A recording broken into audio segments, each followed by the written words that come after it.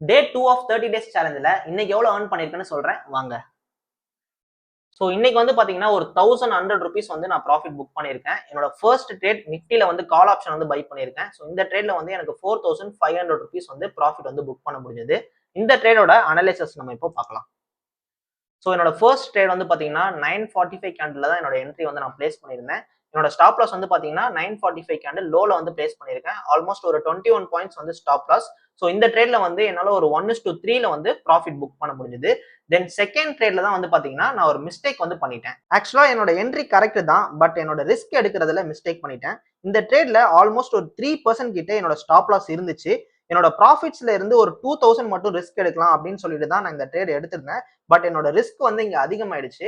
So இந்த ட்ரேட்ல வந்து பாத்தீங்கன்னா நான் 11:30 கேண்டில் தான் என்னோட என்ட்ரி வந்து நான் பிளேஸ் பண்ணியிருந்தேன். என்னோட ஸ்டாப் லாஸ் வந்து டே லோல தான் வந்து நான் பிளேஸ் பண்ணியிருந்தேன்.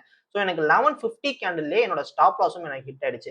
ஸோ இந்த ட்ரேட்ல மட்டும் பாத்தீங்கன்னா ஒரு 3% வந்து நான் இங்க லாஸ் பண்ணிட்டேன். ஸோ 3378 ருபீஸ் வந்து எனக்கு லாஸ். இன்னைக்கு டேல வந்து பாத்தீங்கன்னா ஓவரால் ஒரு 1100 ருபீஸ் வந்து ப்ராஃபிட் புக் பண்ண முடிஞ்சது. இந்த ட்ரேடோட வெரிஃபைடு பேனல் என்னோட ஸ்டோரியில கொடுக்குறேன், செக் பண்ணி பாருங்க.